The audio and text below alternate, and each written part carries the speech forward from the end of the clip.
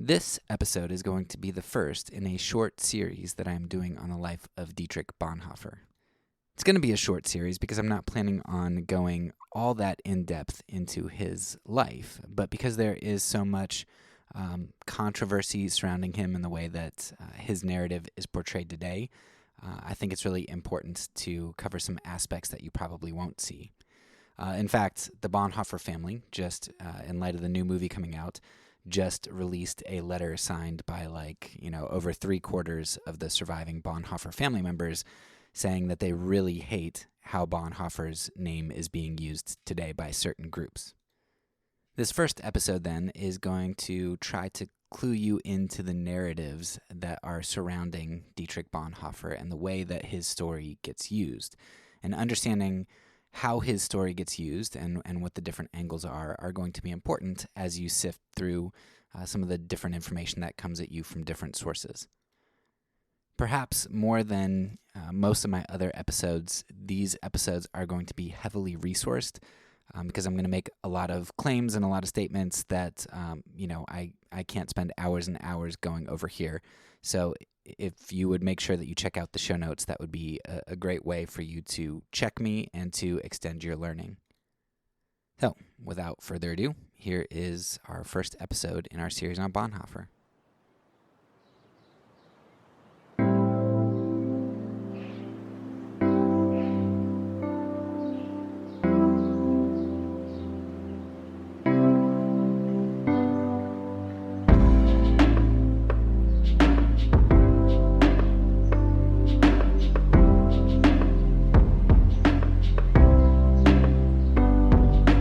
Welcome back to the Fourth Way Podcast.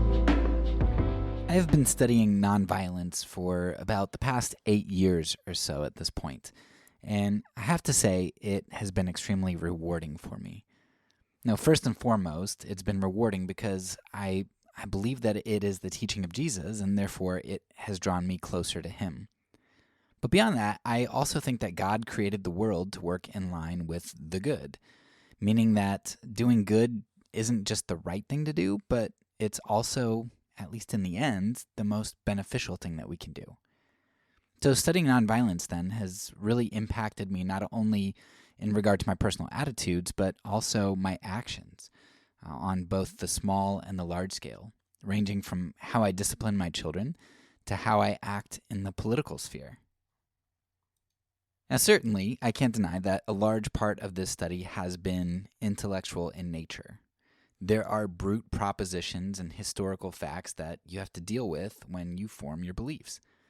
But really, I think what has been the most influential in my life in moving me from intellectual assent to real-world action has been the examples of others, the great cloud of witnesses, as Hebrews calls them, or as Chesterton might call them, the democracy of the dead. The lives lived out by great men and women throughout history have spoken and continue to speak into my life. They cast their votes for how I ought to live and exemplify what a life of integrity, sacrifice, and courage looks like. I think of great men like St. Martin of Tours or Dr. Martin Luther King Jr. I think of women like Perpetua and Gladys Aylward. They inform me not merely in regards to my faith, but in regard to my actions, because they embody the teachings of Jesus for me. They show me what true faith lived out looks like. Now, one of the biggest heroes of the faith for me, especially as it relates to nonviolence, has been Dietrich Bonhoeffer. He's had such a big influence on my thinking, not only because he's fairly modern, and therefore it's easier to put myself in his shoes a little bit, but he's also influential because he's faced what most of us today would consider to be the greatest evil in the last century. Bonhoeffer stood up to evil incarnate, to Hitler and the Nazi regime. When the vast majority of his fellow Germans were rallying behind Hitler, including the majority of churches and churchgoers, Bonhoeffer saw Hitler and his hateful rhetoric for what it truly was. Now, I want Bonhoeffer in my cloud of witnesses. I want to be discipled by Bonhoeffer. I want him to cast his vote into my life, to shape my beliefs, to influence my actions. Of course, it's impossible for me to be discipled by Bonhoeffer today because, well, he's been dead for over 3/4 of a century now. but the story of his life and the text of his writings live on. So as best I can, I want to understand Bonhoeffer's heart. I want to evaluate his thinking and his decisions, and I want to emulate his practices, so that one day I too could choose to courageously stand up, speak out, and act in the face of great evil. Now, I'm not the only one who sees Bonhoeffer as a pillar of the Christian faith and an example to model. Many Christians, including many Christians who deny the principle of nonviolence, they hold Bonhoeffer in their cloud of witnesses as well. In fact, a new Bonhoeffer movie is being released in theaters this weekend, and it's expected to do very, very well. And it's going to be attended largely by American evangelicals, most of whom are not even close to espousing nonviolence.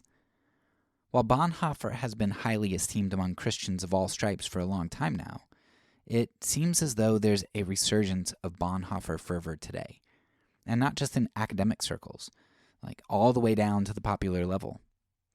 There could be a lot of reasons for why this is occurring. I mean, random biopics come out all the time because humans are drawn to real-world narratives. Yet I think there is a lot more to the current Bonhoeffer trend than meets the eye, and I want to dive into what I believe is helping to drive the market today, particularly the Christian market, to demand a film depicting the life of Dietrich Bonhoeffer.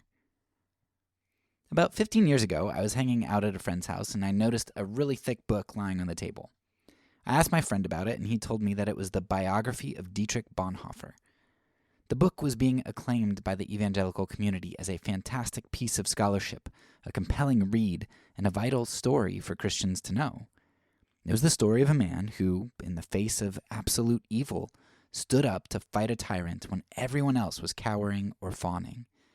It was the story of how Christianity empowers us to do the right thing, no matter the cost. How Christianity calls us to speak up and to act out, even if that means we sacrifice our lives, even when the rest of culture is walking off a precipice. It was the story of inspirational integrity. The author of that book, METAXAS, had begun to grow in prominence in the evangelical world with his authoring of Amazing Grace, a biography of William Wilberforce, the man who many credit with the abolition of slavery. And with METAXAS' success in writing Amazing Grace, he moved on to write a biography of another hero of the faith, Dietrich Bonhoeffer. That biography has been a smashing hit in the evangelical community, and while the hype for it has waxed and waned over the years, as you can tell by the hype over the new Bonhoeffer movie, METAXAS has helped the hype for Bonhoeffer to climax now, as he has thrust Bonhoeffer forward as an exemplary Christian for all of us to model. And rightfully so. He is. But here's the thing. History is usually written by the winners, as they say. The history that is marketed and consumed tends to be written and read by those in control, or those with a voice, those with the stories that other people want to hear, or who at least tell the stories as others want them heard. As a student of history, this makes me wary of stories for which others are clamoring, and stories that are told in booming voices. The louder a story is, the more I tend to question it. And the story of Dietrich Bonhoeffer is now rising to a crescendo, and I find myself asking, is this really his story? In today's episode, then, I want to explore the stories of Dietrich Bonhoeffer. The one you want to hear and have heard, as well as the one you probably don't want to hear. And in fleshing out the story of Bonhoeffer, we'll also be looking at the great consumer and purveyor of the current Bonhoeffer narrative. No, not METAXAS exactly, though we certainly do need to talk about him, but I mean evangelicals and the broader Christian community. A whole industry, a whole political party has been built up around the evangelical community. And to understand how we got the Bonhoeffer of today, we need to understand both those who peddle him and those who consume him. There really isn't any best place to start in this story, because history never really begins. It only ever hesitates, stutters, and bifurcates. But stories have to begin somewhere, right? And I think the best place for us to start the story of the Bonhoeffer market is immediately following his death in 1945. In the late 1930s, the world had been snapped out of its hopeful idealism, an idealism created by the culmination of the First World War. The horror and tragedy of that war seemed so clear that some, many even, called it the war to end all wars. Who'd be that stupid to ever go to war again after seeing what they saw? The world had learned its lesson about war and evil. But the war to end all wars was a war that just started another one, an even bigger one. Because cyclical violence and harsh retribution, two defining characteristics of pretty much all wars, they don't create peace. They are means unbecoming of and antithetical to the ends of peace. Unsurprisingly then, after the end of the Second Great War, there was no end to war in sight. Reinhold Niebuhr, a prominent theologian, formed in the furnaces of the two world wars, along with other theologians, they were spearheading a movement of realism. The idea that ideals like the Sermon on the Mount and living like Jesus were hopes for a future day, but that they couldn't really function in the world as it currently was. To live rightly and to do justice in a world as fallen as the great wars showed us it was, it meant that if Christians wanted to be useful, they needed to be practical. Christians would have to be realistic and embrace means that would be unbecoming of a Christ-like individual in the eschaton. The world came out of World War II ready to embrace this realist moral ethic. For twice in a single generation, it had revealed how fallen it truly was. The fires of hell had to be met with the fires of hell, even if that hellfire had to be wielded by the children of heaven. Only 5 years after World War II ended, the U.S. and other nations entered the Korean War. That was followed by a decade in Vietnam and countless proxy wars and governmental overthrows in between, all on the pretext of stopping the spread of communism. While the U.S. was waging external conflicts and running propaganda campaigns against a phantom of its own making, it was also managing its own internal conflicts and propaganda campaigns. McCarthyism and the Red Scare, a persecution of anyone associated with the idea of communism, raged on at home. The civil rights movement fomented great unrest as well, with leaders who were seeking justice conveniently being labeled as communists and Marxists in order to be dismissed. Simultaneously, leaders at home began virtue signaling in order to create a clear separation between them and godless communism. President Eisenhower, though he was a professed Christian for a long time, he became the first president baptized while in office. Under his administration, all U.S. currency received "In God We Trust" on it. The Pledge of Allegiance had "Under God" inserted into it. The National Prayer Breakfast began, and Veterans Day was adopted. The United States was preparing itself for a world steeped in realism. Never again was it going to be caught logistically unprepared as a result of its isolationism, like it was in World War I. Never again would it be caught militarily unprepared as it was at Pearl Harbor, or ideologically unprepared as it was for the start of the Cold War. Charisma, information, and violence, those were power. Those were control. That was how the real world worked. And the United States was going on the offensive to control the world, but at first had to control its own populace.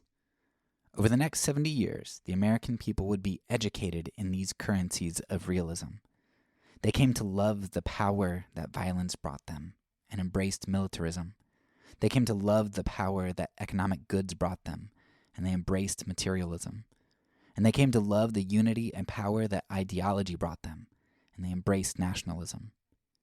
If this is how power functioned in the real world, if this is the real world that God had handed to us, then we were going to be prepared to take control in His name.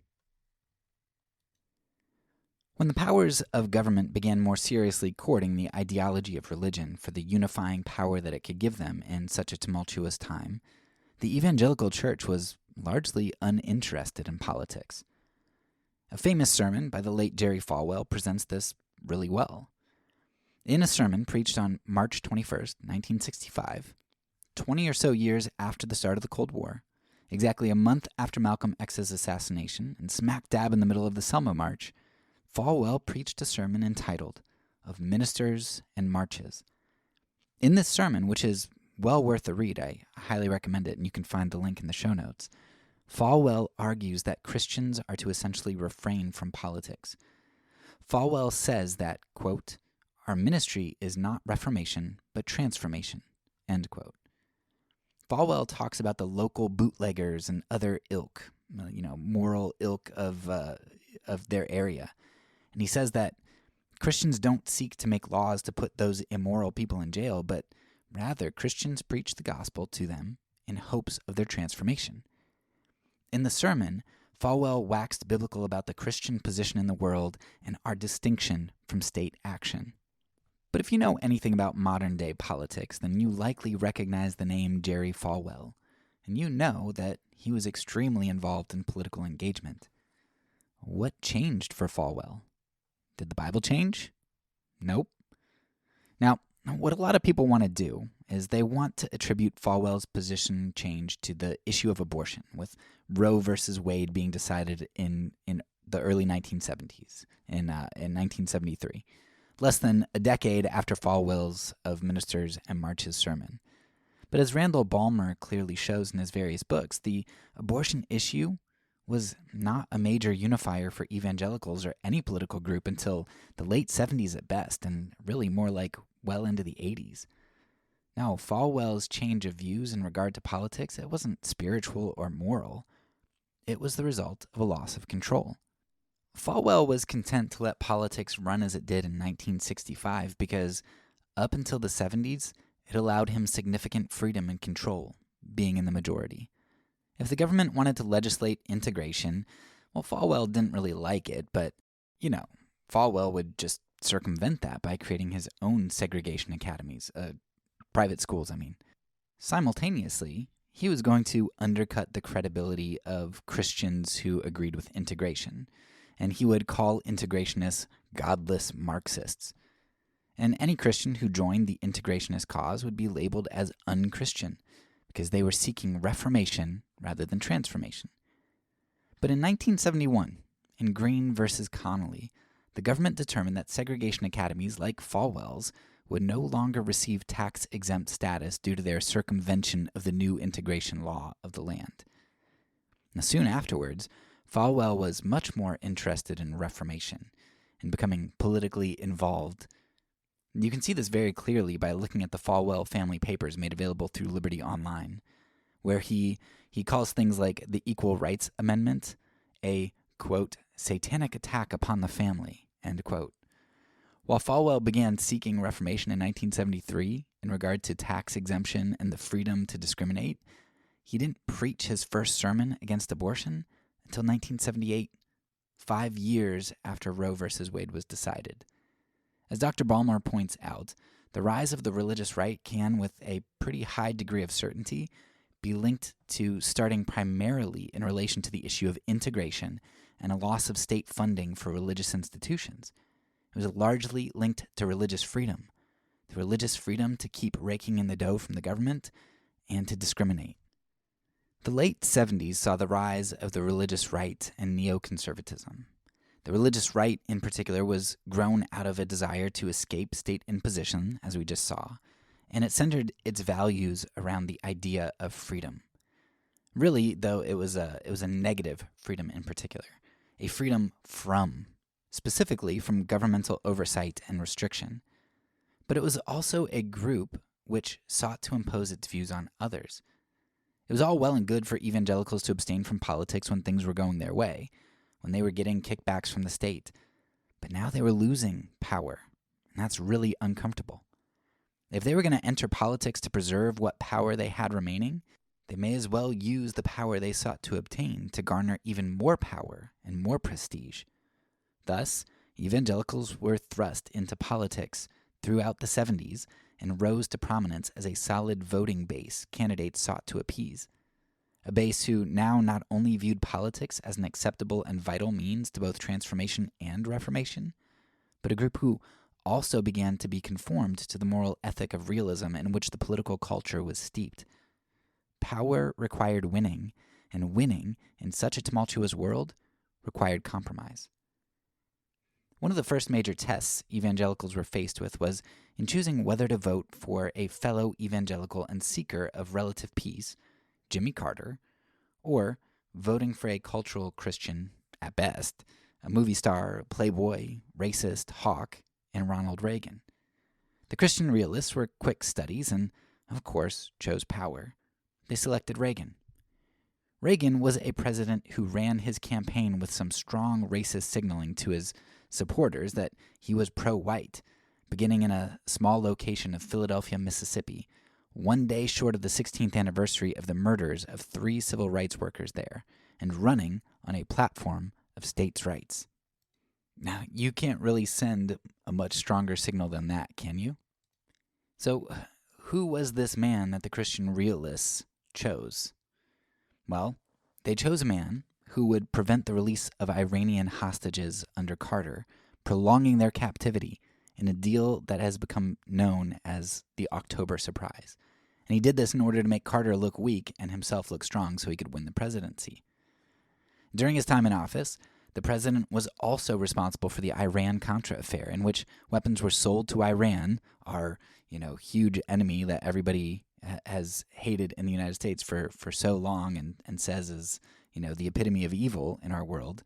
Reagan sells them weapons, the proceeds of which went to the Contras in Nicaragua, a group who massacred tens of thousands of civilians. It was also during this time that the Reagan administration inadvertently created and exacerbated the crack epidemic in the inner cities by allowing drugs and money funneled by the Contras to go unprosecuted so that the Contras could prosecute their own war at home. The Reagan administration was responsible for a number of other great evils, but 2 that are particularly representative are his support of 2 horrendous dictators, Rios Montt and Ferdinand Marcos. Both dictators ran heinous regimes in their respective countries. Whereas Carter had pulled funding from Montt because of what he was doing, Reagan reinstated it so that Montt could continue his brutal regime. And as for Marcos of the Philippines, his own people overthrew him, but he escaped his island aboard a U.S. plane thanks to his friend, Ronald Reagan.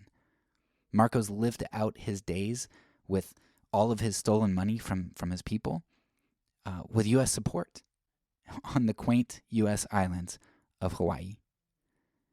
And Christian realists voted for this man twice. And still, knowing what we know today, all of this stuff, that, some of which wasn't known at the time, like we know that, and Christian realists want to go back to that time, and they claim that President Reagan was the best president in their lifetime, if not ever. Reagan is extremely revered because he used power. He got us control. This is the legacy of the first president that you can probably attribute to the moral majority having helped to win. But the realism that Christian evangelicals were voting for was not, in fact, reality. The drug problem that Reagan created largely in the inner cities didn't impact Christian evangelicals for the most part because most of them were in the suburbs. They never saw it. They also never saw the massacres in South and Central America because those who were killed were undeserving of mercy, and anybody who sought mercy at the border should just stay on the other side of the border. They were the undeserving poor, equivalent to the welfare moms that the Reagan administration caricatured. And they were socialists, perhaps the least deserving of all. In reality, many of those killed in Central and South America, they were Christians, fellow Christians. The truth was that in taking on politics, evangelicals took on realism. And in taking on realism, this violent, chaotic world is what they created.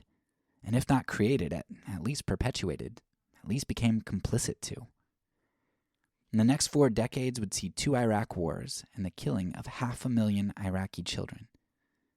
A 20-year, fruitless war in Afghanistan, a fight against so-called terrorism leading to the rise of the surveillance state, a Russia, China, and North Korea encircled by NATO and U.S. alliances, strangled and threatened by U.S. encroachment, and therefore posturing bellicose, a blind allegiance to Saudi Arabia and Israel, providing each with carte blanche to oppress and murder those they deem inconvenient or impediments, and a world ever on the brink of war. This is what the realists got us. In embracing realism, they created the reality that we now live in, this product of the self-fulfilling prophecy that realism is. You fight fire with fire, and you find that everything burns down. But the terrible global conditions that we have now produced in part by evangelical realism, is not the only terror that has been produced. Not at all. The embrace of realism by evangelicals has also contributed to the Kierkegaardian existential terror of despair that is so prevalent today. Spiritual nihilism. See, I grew up in the church. I went to a Christian school. I often went to church 3 times a week. I attended missions conferences. I had almost exclusively Christian family and friends. I attended a Christian college. I was and still am steeped in evangelicalism. I was taught that God is love. I was taught that integrity mattered. I was taught not to judge. I was told that the world out there, that the world that the unbelievers were trying to sell me, that wasn't true reality. Now, the material wasn't bad, we didn't say that, but their values, their ideas, the virtues that they tried to sell me, they weren't real. There was no substance to them. Jesus was true reality. Loving enemies was true reality. Uncompromising faithfulness was true reality. But when the portcullis of my Christian school was raised and the children of evangelicalism entered the world to proclaim the true reality of the true kingdom that they had been taught to believe, they were shot with arrows, not by the world, but with arrows in their backs coming from their own side. Love the foreigner and the immigrant? No. Keep them out and terrorize their country for personal security and gain. Support victims of the AIDS crisis? Hell no. Ostracize them from your communities and proclaim God's judgment on them. Support unwed mothers? No. Be the first to throw stones for sexual promiscuity. Unless it's the sexual indiscretion of your party's candidate or charismatic leader, of course. Promote peace? Nope. Support war. Refuse to support injustice? No. Support the atrocities of our allies. And the list goes on and on. We, the children of evangelicalism, were taught that the kingdom of Jesus was the true reality that was to guide our actions in uncompromising integrity. But by our parents' embrace of an antithetical reality, they showed us what they truly believed. For much of my adult life, people have been trying to figure out why those raised in the church are leaving. Why aren't the children living out the faith of their parents? Theories abound in the evangelical community as to why the children are apostatizing. It's colleges, liberal professors. The generation is shallow. This generation is materialistic. This generation is too soft and sentimental. They only think with their heart. A few of those theories end up getting at what I think is, by and large, the reality. Anecdotally, I've found that the children who have left evangelicalism have done so often due to the exact same void evangelicalism so often leaves in me. A void of authenticity. If Jesus isn't real, if his teaching doesn't relate to the real world, if it doesn't supersede the artificial reality the world has to offer, then it's worthless. Philandering televangelists know that Jesus is worthless, which is why they wear 2 faces.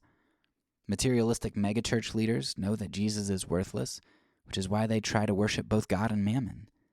Nationalistic fundamentalist churches know that Jesus is worthless, which is why they crucify him for the fatherland. Better that one man die for the people, that the nation and the church be saved, right?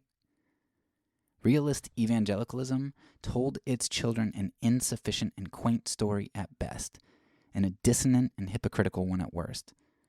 Their story has nothing to offer that the world can't offer. And in fact, the world has more. Because if I have to choose between living like the world in most ways, but being chained to what remains of Jesus' ethic, which for evangelicalism is mostly just a seeming puritanical sexual ethic unless you rise high enough in the ranks to be immune from that charge.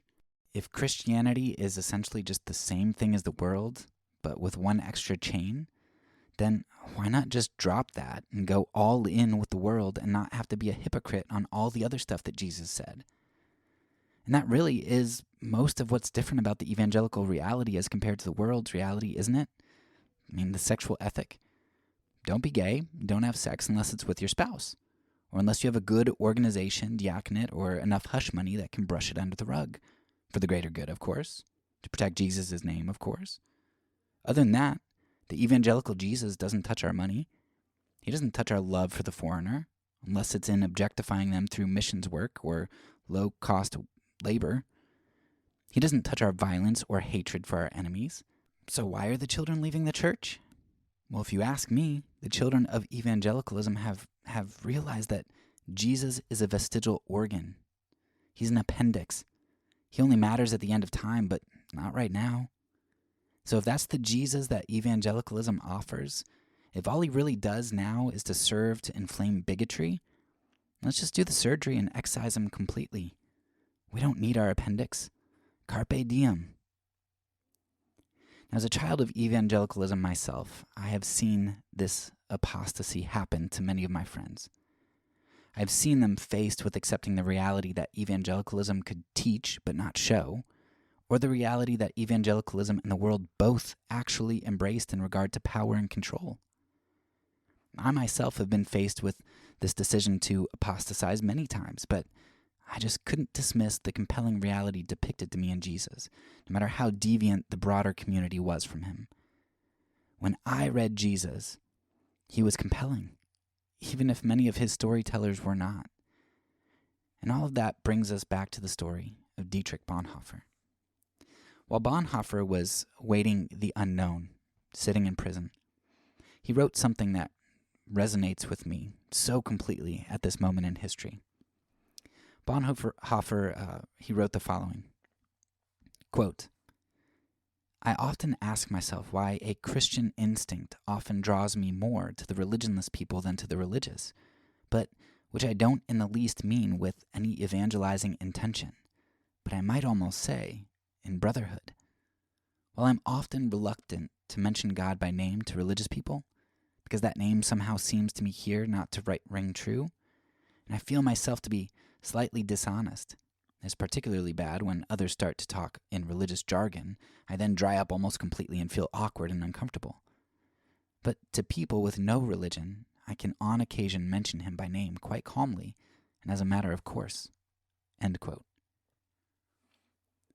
So, in this statement, Bonhoeffer is saying that he identified more with the unbelievers a lot of the time than with believers. He identified with apostates who walked away from the church more than he identified with those who took the name of God in vain, saying his name on Sunday but espousing German nationalism the rest of the week, declaring their pious Christianity while refusing to help the foreigner and the outcast, the Jew. The name of God meant nothing to so many inside the church, but to those whose consciences weren't seared and ears not acclimated to the name of God, to them Bonhoeffer could sometimes feel kinship, a brotherhood. I so often feel the exact same way today.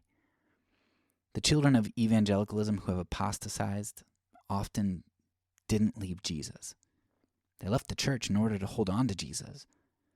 The choice was Jesus or the church. Much of the evangelical church thinks that, the apostates have thrown away their salvation, because to the church, salvation is clinging on to the apocalyptic Jesus, the Jesus who saves at the end. But for many of those who apostatized, they embraced the Jesus who brought the kingdom now, the Jesus who saves now, who saves us from our hatred, our oppression, our bigotry, our violence, the Jesus who saves us from ourselves, who gets us to look beyond ourselves to the other, not to make Germany great again, not to make America great again, not to preserve my materialism, not to remain in my heaven that I create through my political party or my power, but rather to not count equality with God as something that I can grasp, but to empty ourselves for the sake of other, in service to God, in submission and humility. They couldn't hold on to the apocalyptic Jesus who offered some distant hope divorced from reality now. They needed a Savior now, and the church couldn't point them to him. And that's why, like Bonhoeffer, I so often feel a greater kinship with unbelievers than I do with those inside the church. I feel closer to Jesus, closer to his kingdom and his saving work in me and in the world when I'm in the presence of those who don't take his name in vain. The popular version of the Bonhoeffer story, as presented by Eric METAXAS, is essentially the embodiment of this side of evangelicalism that I and the apostates seek to leave behind. this religion that leaves Jesus and the ideal behind for the promise of efficiency and pragmatism that modern realism offers. And what is the power that modern realism offers? Turning stones to bread, providing for us, catching us when we fall, and putting the power of empires at our fingertips if we would just bow the knee. I mean, who could compete with that? Nobody, of course. And that's why Bonhoeffer, at one naive point in his life, he toyed with the idea of pacifism, this beautiful ideal that could never be, and maybe he even committed to that peace ethic. But as the Hitler regime came to power, he began to realize that in order to make a real difference in the world, in order to grasp the power away from Hitler, Bonhoeffer had to throw off his idealism, for such an ethic could never work in the real world. Upon accepting a new realist ethic, Bonhoeffer began engaging in plans to assassinate Hitler and wrest power from his hands.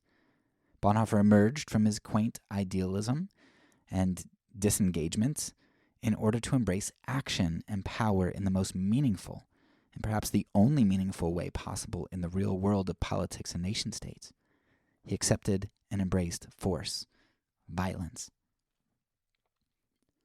In one respect, you can't really blame METAXAS for his version of Bonhoeffer. One of Dietrich Bonhoeffer's closest friends and his initial biographer, Eberhard Bethge, relayed this very narrative of Bonhoeffer's transformation to readers. Now, considering the credibility of Bethge, who was very credible, he was a very close friend to Bonhoeffer, and considering the evangelical community's realist trajectory, it's not a surprise that this narrative of Bonhoeffer, the realist, the idealist turned realist, the pacifist turned violent, it's not a surprise that this has been the going narrative for most of the 80 years since Bonhoeffer's death. It's not just METAXAS. But I am specifically concerned with the METAXAS version for two reasons. First, because it's my group's version, and I want to deal with our own issues. I don't want to look outside, my group and, try to blame other people or critique other people. And second, as Christians who seek to follow the teachings of Jesus, we should have the tools to be critical of realist narratives. So we should know better. And there is indeed another narrative of the Bonhoeffer story, attested to by more numerous sources and just as credible of sources, all who had a high degree of proximity to Bonhoeffer. This counter-narrative claims that Bonhoeffer did indeed embrace pacifism, that Bonhoeffer did indeed remain a pacifist, and that Bonhoeffer never embraced the realist option of violence. And this evidence is based not only on eyewitness testimony, but also evidence found in court documents and in Bonhoeffer's own writings. But this is a case that few have wanted to hear over the decades. They haven't wanted to hear it because most people are realists. They know how the world works, and in order for Bonhoeffer to be our type of hero, he has to be a real hero, which means that he had to be willing to engage in real action in the real world. Actions that had the potential to actually do something of significance.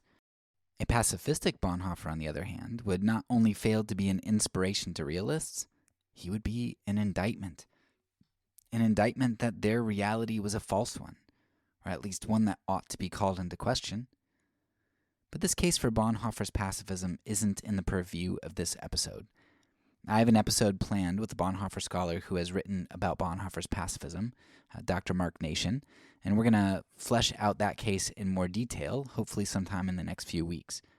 But here, I want to explore the real-world ramifications of how we form and accept narratives like those of Bonhoeffer. Why does it matter how we embrace his story?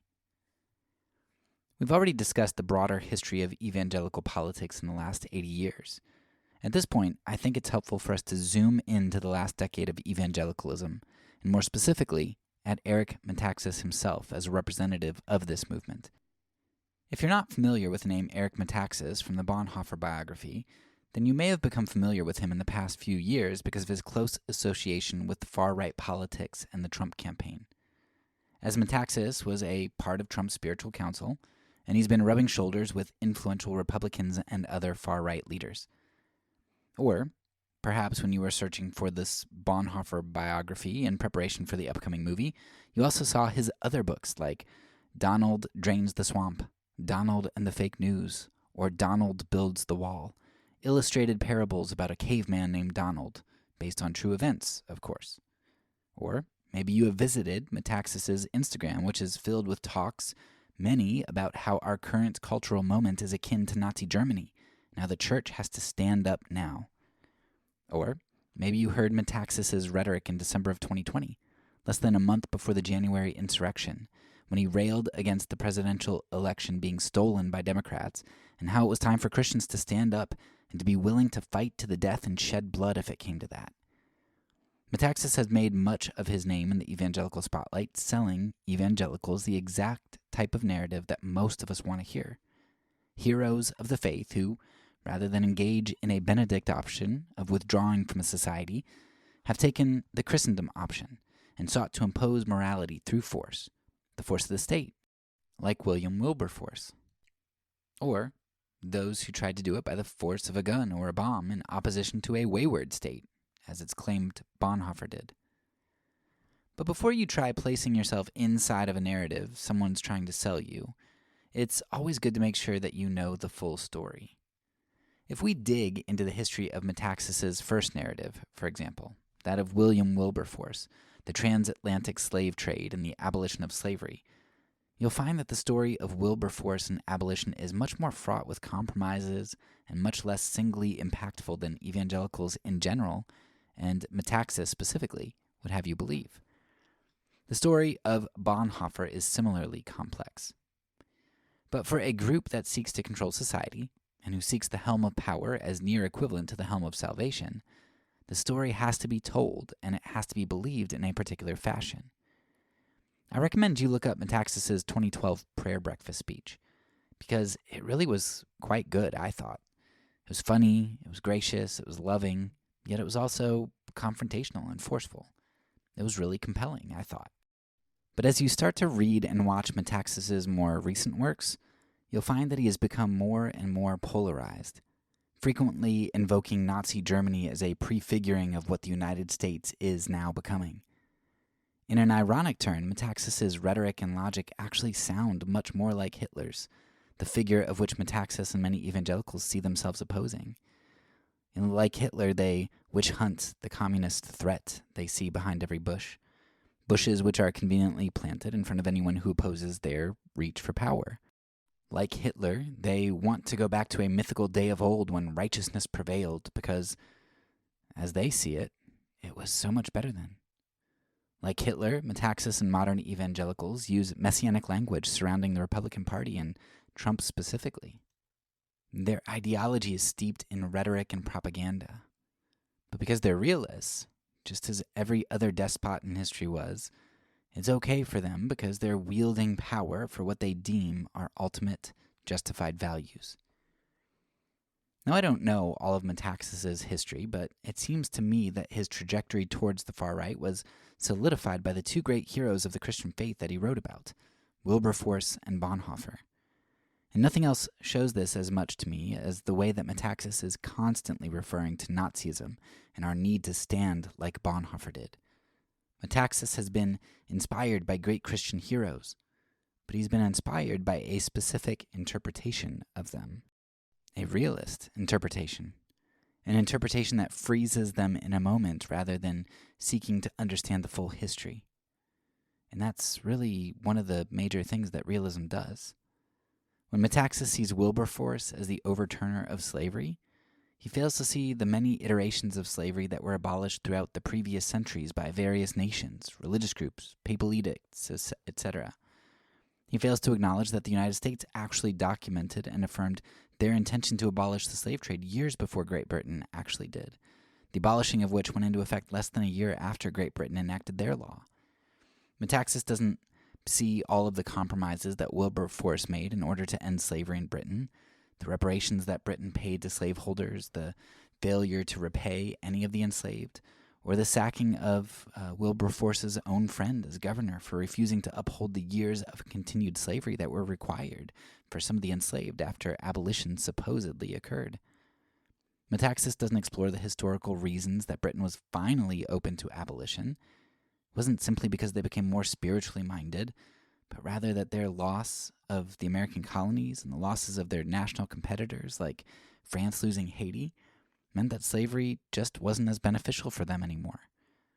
They were in a position to be able to relinquish slavery without too much cost to themselves.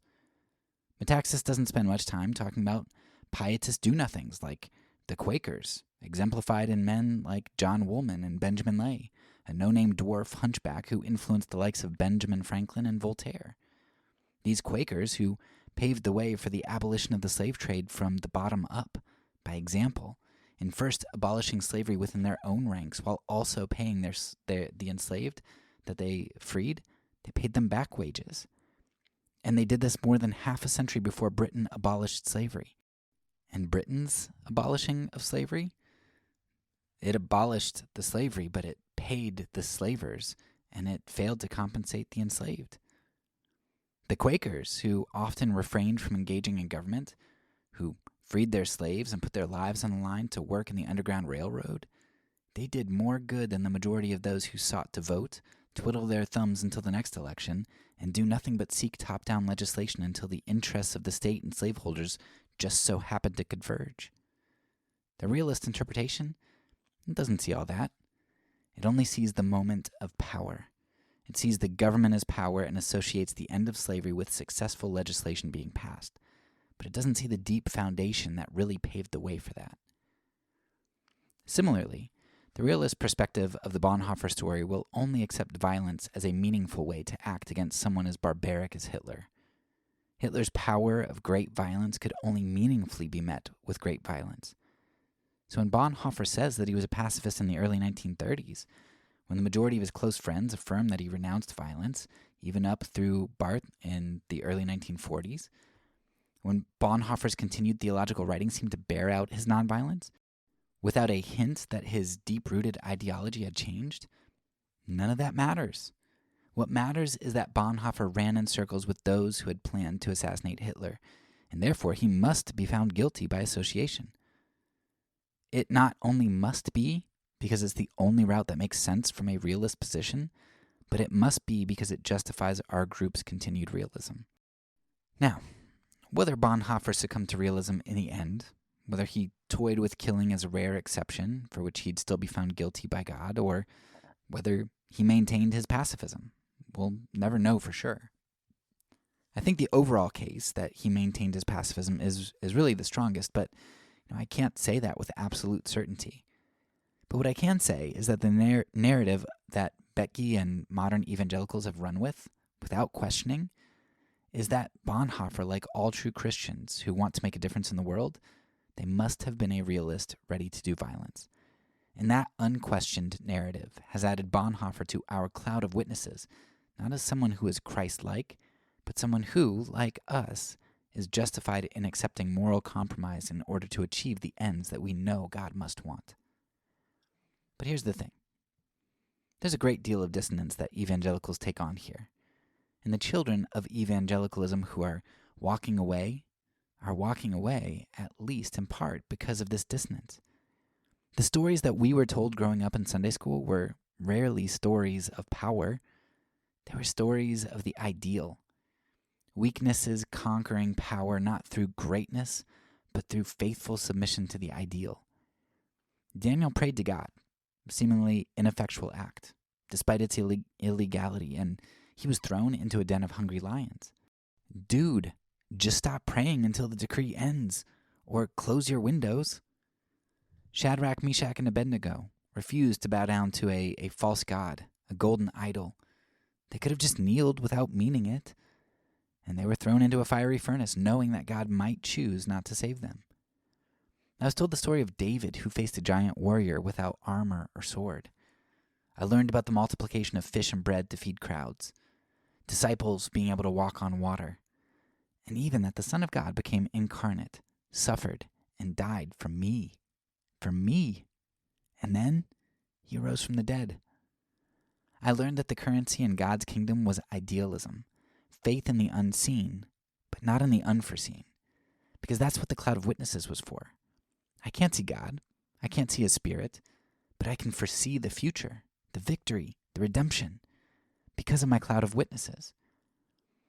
Because of those cloud of witnesses, I can see the promise of Abraham fulfilled in Isaac when Abraham himself couldn't foresee it.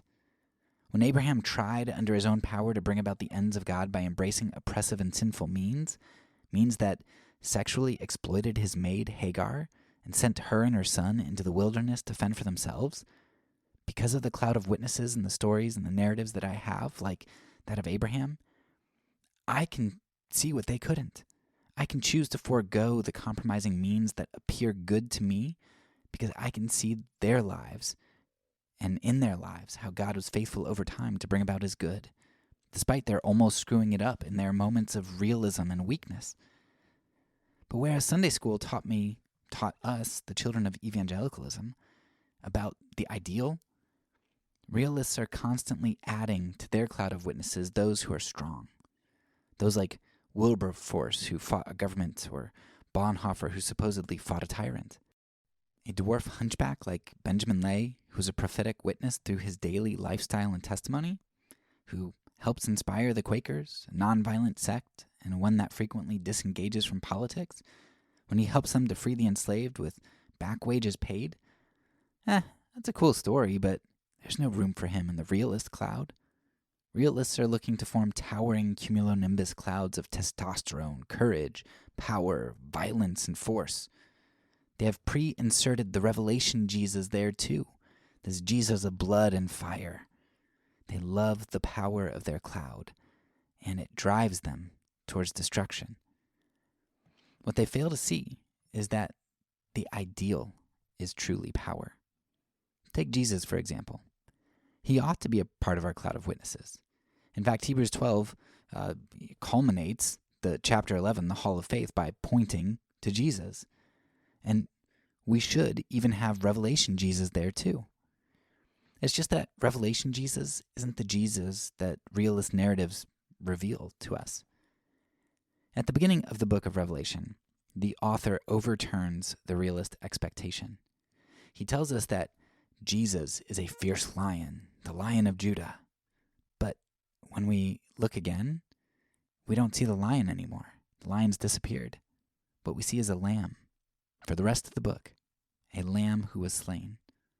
A lamb who conquers, yes, but who conquers by his own blood. The revelation is not so much the revelation of future end times, though, there are parts of that in there, because the book itself tells us at the beginning that it's the revelation of Jesus the Christ, and that those who hear and keep those words, which assumes that we can act on them, will be blessed. The church in Revelation is called to conquer in light of that revelation of Jesus, to conquer in like fashion to their Savior, in the fashion of the Lamb who was slain. The servant is not greater than the master, and we are called to lay down our lives and shed our blood for the world. For as Tertullian said, the blood of the martyrs is the seed of the church.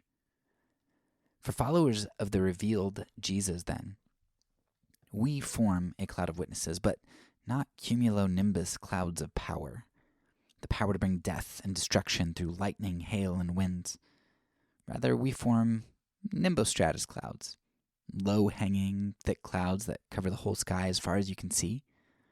These clouds produce long, steady rain that allows the soil to drink in the life-giving water.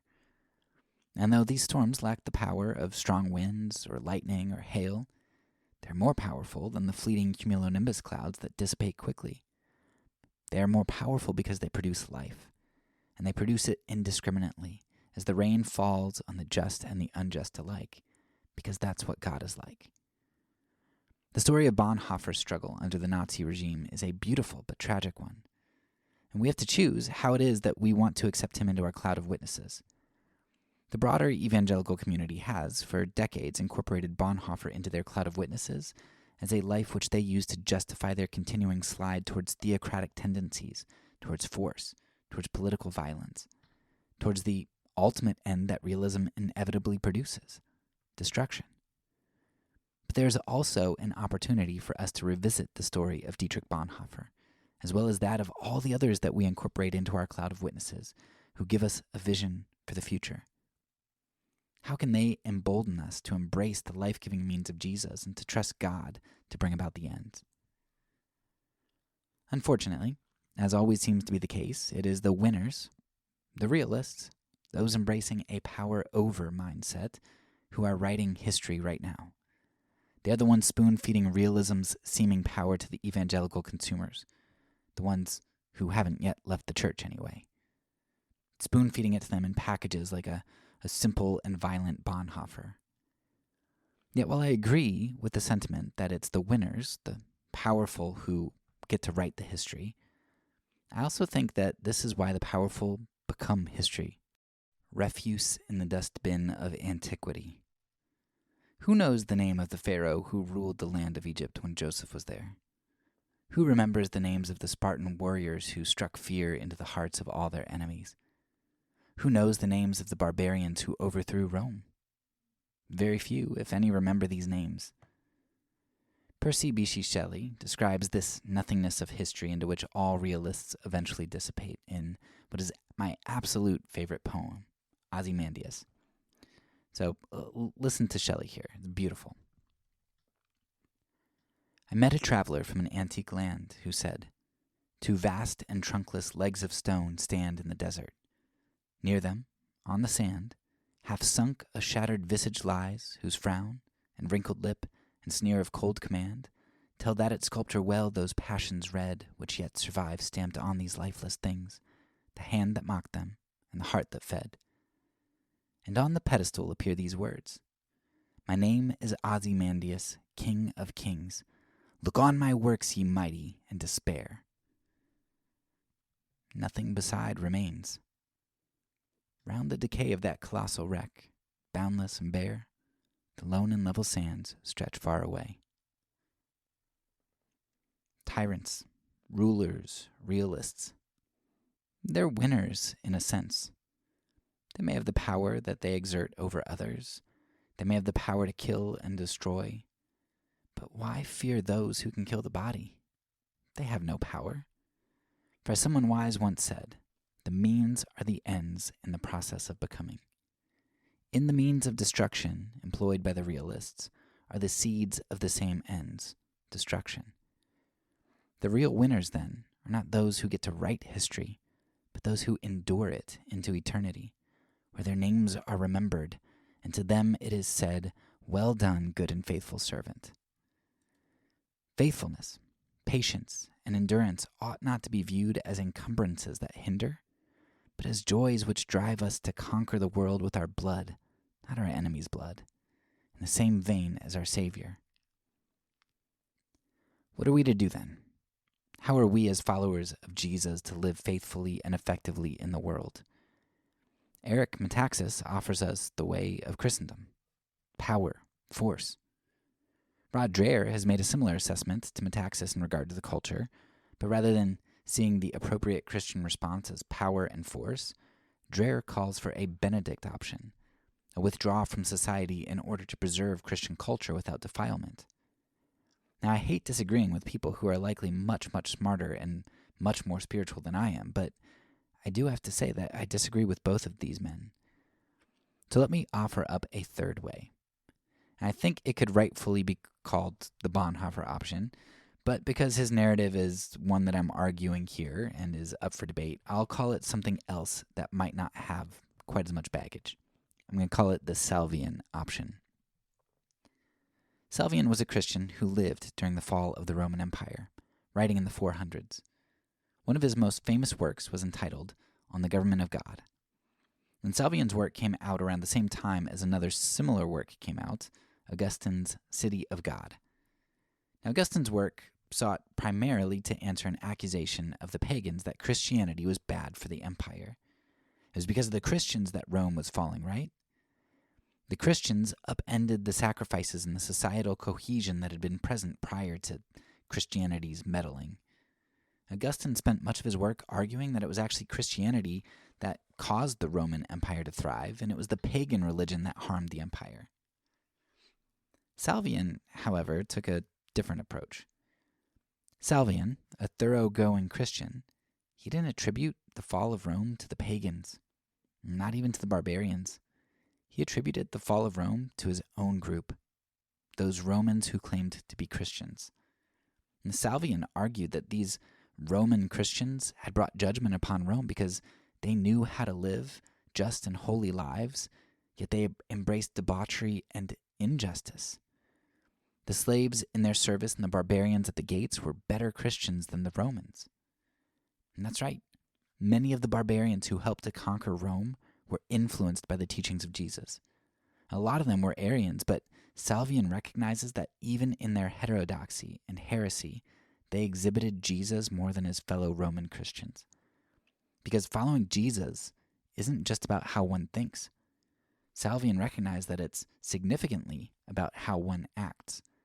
Living holy and faithful, uncompromising lives of integrity is absolutely vital to being a Christ follower. And it's vital for changing society. You can't divorce orthodoxy, right thinking, from orthopraxy, right practice. So if I were going to propose a method for acting in the world, I would choose the Salvian, the Bonhoeffer way. Live exemplary lives of holiness and love, calling your own group to integrity and repentance, and have faith in a God who has proven himself faithful to bring about the results. Pray with your windows open. Don't bow before an idol, even if you don't mean it. Whittle your army down to 300. Give the last of your food to someone in need. And when the barbarians are at the gates threatening to destroy the empire in which you live, don't blame them. Don't blame the non-Christians in your society. Repent and be refined. Bonhoeffer has a lot to teach us, much of which we'll never learn because we'll never hear it. I know in this episode you didn't get to hear a whole lot about what Bonhoeffer positively taught. I do have some previous episodes that I've covered before, and I'm planning on one or maybe two other future episodes after I see the Bonhoeffer movie next Friday. But I hope that by keying you into the prominent narrative and what's at stake, that you will at least be discerning in how you incorporate Dietrich Bonhoeffer into your cloud of witnesses, because he should be there. He should definitely be in your cloud. But if he's there, affirming you in your willingness to do violence to your political enemies, or if your Bonhoeffer justifies your hurling of lightning bolts at the barbarians at the gates, I think you've got the wrong Bonhoeffer. Instead, his story should water your soul with a soft and steady rain that produces life. Because that's what God is like. And our clouds should cause us to look to the heavens. That's all for now. So peace, and because I'm a pacifist, when I say it, I mean it.